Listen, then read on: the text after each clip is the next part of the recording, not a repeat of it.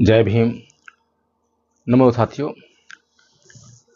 आज हम चर्चा करेंगे सुप्रीम कोर्ट के एक फैसले पर, जिसमें उन्होंने कहा कि क्रीमी लेयर को डिसाइड करने के लिए सामाजिक स्थिति को नापना बहुत ज़रूरी है और आर्थिक स्थिति जो है क्रीमी लेयर को डिसाइड नहीं कर सकती। साथियों, सुप्रीम कोर्ट के इस फैसले से कुछ प्रश्न एकत्रित हुए हैं। सबसे पहले तो हमें ये जानना चाहिए कि आखिर ये क्रीमी लेयर है क्या। फिर ये जो क्रीमी लेयर है इसका उद्देश्य क्या है। फिर तीसरी बात ये कि क्या क्रीमी लेयर अपने उद्देश्य को पाने में सफल रही है, क्या इससे वास्तव में सफलता मिल सकती है। और अगर क्रीमी लेयर अपने उद्देश्य को पाने में सफल नहीं है तो उस उद्देश्य को पाने के लिए क्या हल है, क्या समाधान है। इन बातों पे आज चर्चा करेंगे इस वीडियो में। आप जुड़े रहिए वीडियो के अंत तक। और सबसे पहले कि क्रीमी लेयर है क्या। क्रीमी लेयर यानी कि सुप्रीम कोर्ट और सरकार ये समझते हैं कि एक ही वर्ग में, क्योंकि क्रीमी लेयर जो है ओबीसी वर्ग में लागू है, तो ओबीसी वर्ग में जो लोग संपन्न हो गए हैं तो अब उन्हें जो है सरकारी जो नौकरियां हैं उनमें जो आरक्षण है वो नहीं मिलना चाहिए। तो इसीलिए जो एक क्रीमी लेयर बनाई गई, एक परत बनाई गई कि इसके ऊपर जो हो जाएंगे तो उनको जो है अब क्रीमी लेयर में डालकर और इन नौकरियों से जो है वंचित कर दिया जाएगा। लेकिन लगातार जो है इसके खिलाफ आवाज़ें उठती रही हैं और ये बातें बहुत चर्चा में रही हैं कि क्रीमी लेयर का जो है निर्धारण कैसे हो, सरकार कैसे करती है। तो सरकार अपने आप में कुछ नहीं होती है। सरकार लोगों से बनती है, सरकार किसी दल से बनती है, किसी दल की सरकार होती है तो उसकी अपनी नीतियां होती हैं और उनकी नीतियों में केवल एक ही बात मुख्य रहती है कि वो किस प्रकार से इस देश की सत्ता पर काबिज बने रहें। तो इसीलिए उनकी नीतियों में कभी भी हम देखेंगे तो आपको जो है इस बात का भी आभास होगा और उसे इस बात से मतलब नहीं है कि समाज की दशा क्या है, समाज की दिशा क्या है, समाज का किस प्रकार से भला हो सकता है। लेकिन उसे इस बात से बहुत फर्क पड़ता है कि उसको सत्ता जो है किन साधनों से मिलती है, किन लोगों से मिलती है, किस समुदाय से मिलती है, किस धर्म से मिलती है, किस जाति से मिलती है। उस दल के लिए जो भी सत्ता में है या सत्ता के बाहर हैं, सभी के लिए जो है इन बातों की बहुत महत्वपूर्ण भूमिका होती है। लेकिन आम जनता को जो है इन बातों में ना फंसकर, इन मुद्दों में ना फंसकर, कौन से मुद्दे, जाति का, धर्म का, सत्ता का, विपक्ष का, पक्ष का, इनसे अलग रहकर अपने मूल मुद्दे पर फोकस करना चाहिए, समझना चाहिए। तो क्रीमी लेयर जो है समाज के भीतर एक ऐसा वर्ग बनाया गया, ओबीसी समाज में एक ऐसा वर्ग बनाया गया जिसको कि कोर्ट ने ये कहा कि अब इन लोगों को जो है, क्योंकि ये आर्थिक रूप से संपन्न हो गए हैं, इसलिए अब इनको जो है ये सुविधाएं नहीं मिलनी चाहिए। लेकिन अब कोर्ट ने ये फैसला दिया कि जो आर्थिक स्थिति जो है किसी भी व्यक्ति की सामाजिक स्थिति को बयान नहीं करती है, इसलिए हमें सामाजिक स्थिति को नापना चाहिए। तो सामाजिक स्थिति को कैसे नापेंगे उसके लिए जो है कुछ बातें बताई हैं, कुछ बातों को देखा जाना बहुत ज़रूरी है। जैसे कि ऊंची सरकारी पोस्ट, अगर कोई व्यक्ति जो है आईएएस आईपीएस बन गया है तो उसको ये दिखाया जाता है कि सामाजिक जो स्थिति है वो ठीक है, वो सुधर गई है। दूसरा, राजनीतिक शक्ति का प्रभाव, परिवार में कोई बड़ा नेता हो, कोई मंत्री, सांसद, विधायक बन गया हो तो उससे नापी जाती है। समाज में विशेष प्रतिष्ठा, कोई जैसे कि उद्योगपति हो, बहुत बड़े बिजनेसमैन हो, तो इससे जो है उसकी स्थिति नापी जाती है। ऐसी स्थिति जहाँ सामाजिक भेदभाव खत्म हो गया हो।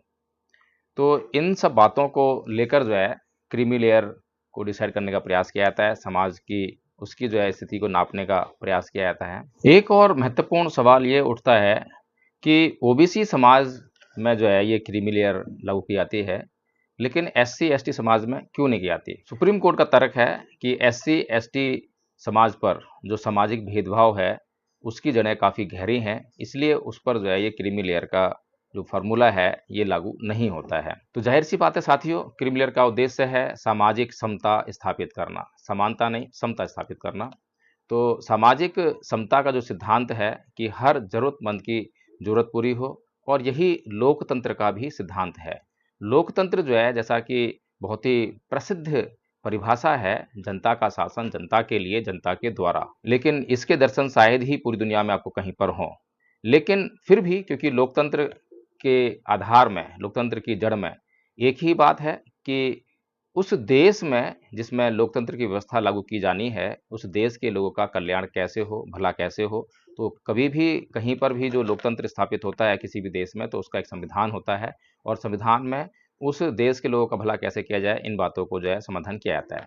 अब सबसे महत्वपूर्ण सवाल कि क्या क्रीमी लेयर जो है, ये जो उद्देश्य है सामाजिक समता का, इसको पाने में सफल है? हालांकि सुप्रीम कोर्ट ने कभी भी ये निश्चित नहीं कहा है कि इससे जो है वो सामाजिक समानता या सामाजिक समता को प्राप्त करना चाहता है, बल्कि उसने जो है ये फार्मूला केवल इसलिए लगाया क्योंकि आरक्षण की व्यवस्था संविधान के अंतर्गत है और उसमें जो है एक ही समाज के अन्य लोगों को भी उस व्यवस्था का लाभ मिलना चाहिए। लेकिन यही व्यवस्था जो है एससी एसटी जो लोग हैं उनके लिए क्यों नहीं, क्योंकि उनके भीतर भी तो एक वर्ग जो संपन्न हो चुका है और उसके बाद जब उसके बच्चे उसी संपन्नता का लाभ लेकर और वो भी आरक्षण के हिसाब से जो है नौकरियां पाते हैं, तो ये जाहिर सी बात है कि जो संपन्नता प्राप्त व्यक्ति है उसमें और अन्य समाज का जो हिस्सा है उसमें बहुत ज़मीन आसमान का अंतर पैदा हो जाता है सुख सुविधाओं के हिसाब से।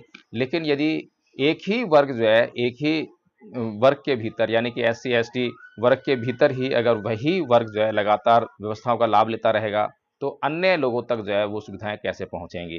तो इसलिए क्रीमी लेयर का सिद्धांत अगर इसलिए है कि समाज के प्रत्येक व्यक्ति तक उस व्यवस्था का लाभ पहुंचना चाहिए, तो ये तो हर एक वर्ग में लागू होना चाहिए, एससी वर्ग में, एसटी वर्ग में। और इसी को आधार बनाकर जो है अभी एससी एसटी जो रिजर्वेशन था उसमें रिजर्वेशन की पॉलिसी को सुप्रीम कोर्ट ने जो है मान्यता दी और राज्यों को जो है ये अधिकार दे दिया कि वो जो है जो एक ही वर्ग में जो है अगर कुछ वर्ग को चिन्हित करे तो वहां तक जो है वो सुविधाओं को ले जाने का प्रयास कर सकता है, उसके लिए व्यवस्था बना सकता है।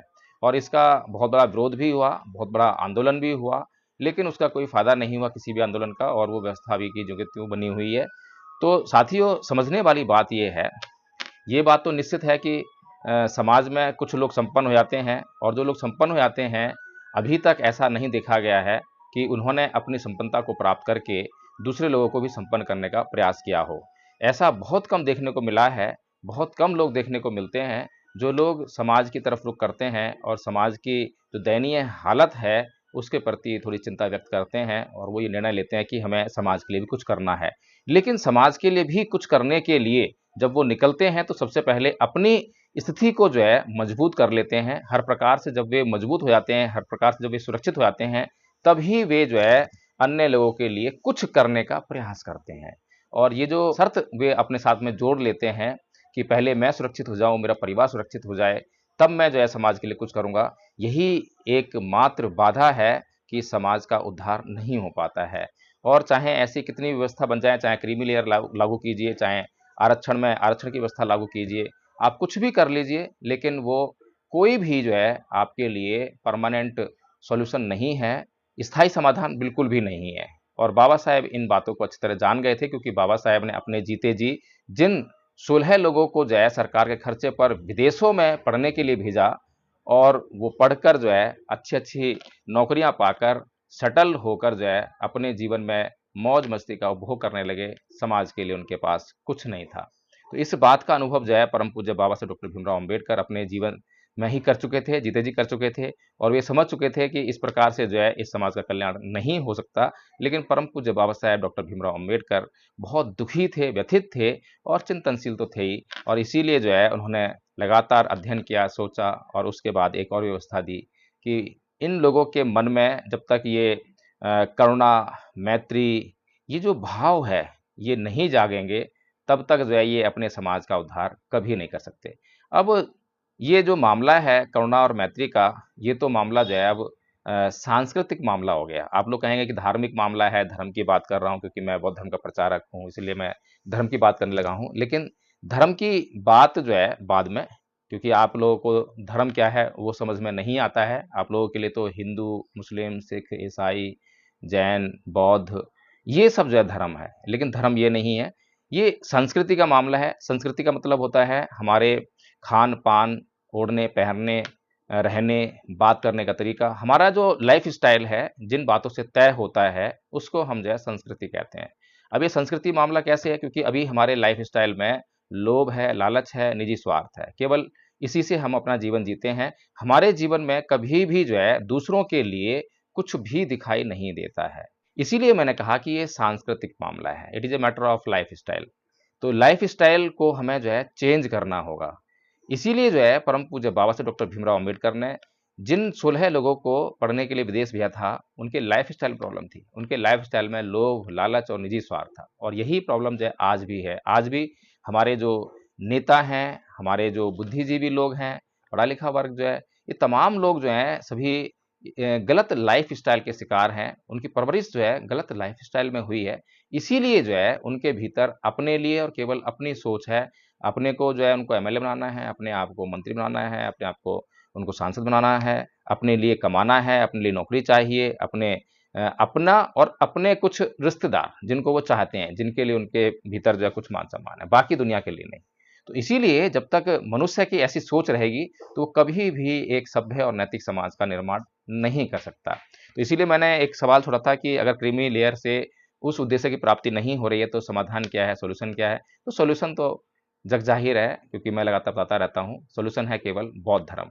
जब तक हम बौद्ध धर्म को नहीं समझेंगे, बौद्ध धर्म का अभ्यास नहीं करेंगे, बौद्ध धर्म प्रैक्टिस नहीं करेंगे, तब तक हमारी समस्याओं का हल होने वाला नहीं है। अभी आप लोग सवाल करेंगे कि भई बौद्ध धर्म, अभी आपने धर्मों की बात करी थी कि मैं हिंदू, मुसलमान, सिख, ईसाई इनकी बात नहीं करूँगा और आप फिर बौद्ध धर्म की बात कर रहे हैं। हाँ, मैं बौद्ध धर्म की बात कर रहा हूँ, लेकिन मैं उस बौद्ध धर्म की बात नहीं कर रहा हूँ, जिससे कि आप जो है एक संप्रदाय का मतलब निकालते हैं, जिससे कि आप जो है एक समुदाय बनाते हैं, जिससे कि केवल आप एक वर्ग उत्पन्न करते हैं। मैं उस बौद्ध धर्म की बात कर रहा हूँ, उस तथागत बुद्ध के ज्ञान की बात कर रहा हूँ, उस तथागत बुद्ध के द्वारा खोजे गए सिद्धांतों की बात कर रहा हूँ, जिनको अपने जीवन में अपनाकर हमारे दुखों का समूल नाश हो जाता है। और ये सिद्धांत जो हैं, जिनकी मैं बात कर रहा हूँ, ये सिद्धांत जो हैं प्राकृतिक हैं, नितांत प्राकृतिक हैं, क्वाइट नेचुरल हैं। ये उसी तरह से नेचुरल हैं, प्राकृतिक हैं, जिस प्रकार से प्रकृति के अन्य सिद्धांत, जैसे कि गुरुत्वाकर्षण का बल एक सिद्धांत है कि सारी चीज़ें पृथ्वी के गुरुत्वाकर्षण के कारण जो है नीचे ही गिरती हैं, पृथ्वी पर गिरती हैं, क्योंकि पृथ्वी उनको अपनी तरफ खींचती है। तो इसीलिए जो है, ये जो नियम है, ये कोई बदलता नहीं है, चाहे कोई हिंदू हो, मुसलमान हो, सिख हो, ईसाई हो, कोई भी किसी प्रकार से जब चीज़ों को ऊपर फेंकेगा तो नीचे ज़मीन पर आके ही गिरती हैं। तो इसीलिए जो है, इसी प्रकार के सिद्धांत जो हैं, भगवान बुद्ध ने प्रतिपादित किए, खोजे और उनको जो है दुनिया को बताने का काम किया। और एक-एक सिद्धांत को जब आप पढ़ेंगे, समझेंगे, तो आपको इस बात का एहसास भी हो जाएगा कि भगवान बुद्ध जो हैं पूरी दुनिया के लिए कितने ज़रूरी हैं। तो इसीलिए ये जो आरक्षण की व्यवस्था है, आरक्षण की व्यवस्था इसलिए है क्योंकि सामाजिक स्थिति खराब है और सामाजिक स्थिति इसलिए खराब है क्योंकि लोग जो हैं किसी समाज का हिस्सा हैं। अब ये जो सामाजिक स्थिति है, ये जो क्रीमी लेयर है या ओबीसी, एससी, एसटी के आरक्षण की बात है, ये कौन से समाज के लिए है? मुस्लिम समाज के लिए, ईसाई समाज के लिए या सिख समाज के लिए? नहीं, यह केवल हिंदू समाज के लिए है, क्योंकि हिंदू समाज में ही एससी पाए जाते हैं, एसटी पाए जाते हैं, ओबीसी पाए जाते हैं और हिंदू समाज ने ही इनके ऊपर जो है अब तक बहुत भेदभाव किया है, अत्याचार किया है, शोषण किया है। इसीलिए जो है उस अत्याचार, शोषण और भेदभाव से उबारने के लिए अब सरकार और सुप्रीम कोर्ट, क्योंकि संविधान में व्यवस्था है कि भाई इनको जो है उभारना है, इनको जो मुख्य धारा है उसमें लेकर आना है, तो इसीलिए ये प्रावधानों की ज़रूरत पड़ती है। लेकिन परम पूज्य बाबा साहेब डॉक्टर भीमराव अम्बेडकर की सोच जो है, उस समय के तत्कालीन जो नेता लोग थे, तत्कालीन सरकार थी, उन लोगों से कहीं ऊपर थी। वो इस समस्या को हमेशा-हमेशा के लिए मिटाना चाहते थे। इसीलिए उन्होंने जो है बौद्ध धर्म की ओर रुख किया और अपने लोगों को कहा कि आप लोग जितना जल्दी हो सके उतना जल्दी हिंदू धर्म को छोड़कर बौद्ध धर्म अपना लीजिए, क्योंकि बौद्ध होने के बाद सबसे पहले तो आप एससी, एसटी, ओबीसी नहीं रह जाएँगे, केवल बौद्ध हो जाएँगे, क्योंकि बौद्ध धर्म में कोई जातियाँ नहीं होती हैं। इसीलिए जो है जब आप एससी, एसटी और ओबीसी नहीं रहेंगे, तो आपके ऊपर जो है ये जो एससी, एसटी, ओबीसी के नाम पर जो सामाजिक भेदभाव होता है, आपकी स्थिति अब तक बदल नहीं पा रही है, 75 साल हो चुके हैं, तो वो जो है आप जब एससी, एसटी, ओबीसी ही नहीं रहेंगे, तो आपकी स्थिति अपने आप एक झटके में बदल जाएगी। फिर आपके ऊपर कम से कम इस आधार पर शोषण और अत्याचार नहीं होगा। और अगर बौद्ध बनने के बाद अगर आपके ऊपर अत्याचार होता है, शोषण होता है, तो आपके ऊपर पूरी दुनिया की नज़र रहेगी। तो साथियों, इसीलिए जो है ये जो वीडियो है, इसमें जो सुप्रीम कोर्ट के द्वारा जो अभी निर्णय दिया गया है, जिसमें कि क्रिमिनल की बात कही गई है। हालाँकि मैं उससे जो है ना तो सहमत हूँ, ना असहमत हूँ, क्योंकि मेरा मामला जो है सुप्रीम कोर्ट से इस मामले में बिल्कुल अलग है। और ये जो सामाजिक व्यवस्था है, ये सांसारिक व्यवस्था जो है, इससे कहीं ज़्यादा ज़रूरी है, जो बाबा साहेब ने हमें व्यवस्था दी है। इसलिए हमें जो है भारत को बुद्धमय बनाने का प्रयास करना चाहिए, और भारत को अगर हम बुद्धमय बनाते हैं, तो ये जो संप्रदायवाद है, इससे हमें मुक्ति मिल जाएगी। संप्रदायवाद के कारण जो कलह कलेश है, उससे मुक्ति मिल जाएगी। सामाजिक समानता अपने आप स्थापित हो जाएगी, और किसी प्रकार का शोषण और अत्याचार आपके ऊपर जो है, केवल इस कारण से फिर नहीं होगा। क्योंकि आप अपनी जब पहचान को ही नष्ट कर देंगे, दूसरे की पहचान बनी रहेगी, वो बनाए रखे, लेकिन आपकी पहचान जो है केवल बौद्ध के तौर पर होगी। आपकी कोई भी जातीय पहचान नहीं होगी, और जब जातीय पहचान नहीं होगी तो जातीय अत्याचार भी नहीं होगा। तो साथियों, अगर आपको ये वीडियो पसंद आया तो इसको लाइक करें, शेयर करें, और कमेंट करके बताएं कि क्या आपको लगता है कि क्रीमी लेयर की व्यवस्था लाने से या आरक्षण में आरक्षण की व्यवस्था लाने से जो दलितों, एससी, एसटी, ओबीसी पर जो जातीय भेदभाव होता है, वो बंद हो जाएगा, समाप्त हो जाएगा, और ये लोग जो हैं समानता जीवन जीने लगेंगे, मुख्य धारा में आ जाएंगे। जय भीम, नमस्ते साथियों।